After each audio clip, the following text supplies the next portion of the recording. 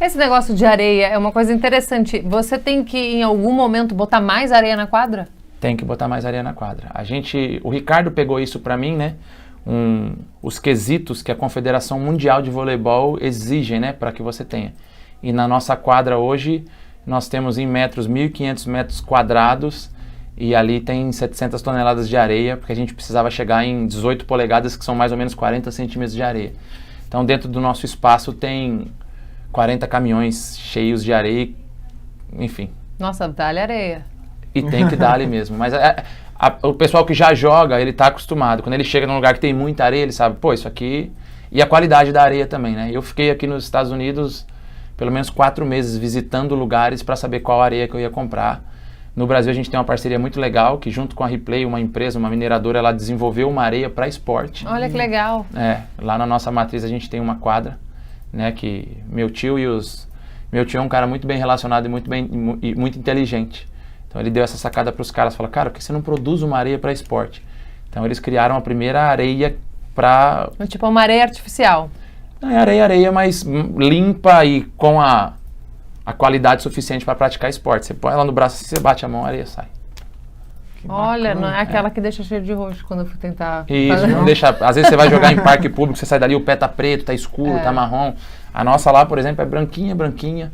São vários testes que você precisa fazer. Você precisa saber se essa areia vai drenar água. Orlando, aqui a gente sabe, na Flórida chove demais. Então você não pode ter uma areia que segure água, senão você não vai conseguir dar aula. Se dá aquelas porradonas de chuva que dá aqui pra nós na Flórida... Então você não tem um sistema de fazer essa... Quando chove... Porque eu imagino que seja aberto. É aberto, mas embaixo da areia tem uma estrutura de drenagem, né? Ah, tá. Então, porque aí não fica uma poça d'água. Não fica uma poça d'água. Tem uma areia que ela é bem branquinha, parece uma farinha. Visivelmente ela é muito boa, mas ela não funciona para o nosso esporte, porque quando chove, ela fica batida, ela fica dura. Então a que a gente tem é uma areia que ela filtra essa água, ela cai embaixo numa drenagem que joga para um lugar específico que a gente criou. Então a montagem dessa quadra não é só cavar um buraco e jogar areia, né? É toda uma estrutura que existe embaixo da areia que ninguém vê. Que imagina que também não é barato, né? Não, é muito caro. E aqui nos Estados Unidos também é muito caro, e o tamanho do que a gente fez. Então a gente fez um investimento que... Recebi a visita de um amigo aqui de Deerfield no final de semana. É um cara que joga beach voleibol, que mora nos Estados Unidos há 20 anos, e ele falou, cara, eu não vi nada parecido aqui ainda. Um centro com 4 quadras voltado para isso, uma escola. A nossa escola é uma escola de esportes de areia, ponto. Nós não criamos 2 quadrinhas no fundo do nosso terreno para ter e falar que tinha. Não, a gente vive disso. O business de vocês é totalmente focado exatamente. nisso. Então, se a gente tem... E eu falo isso pro meu tio, eu falei, os Estados Unidos não vão aceitar a gente fazer isso aqui pela metade. Quantas polegadas de areia que precisa ter? O Ricardo trouxe o laudo da Confederação Mundial de Vôlei de Praia. Eu não quero ter uma quadra para eu jogar. Não é a quadra do fundo da minha casa que eu faço do jeito que eu quero. O Ricardo tem possibilidade de trazer atletas olímpicos para fazer camp com ele.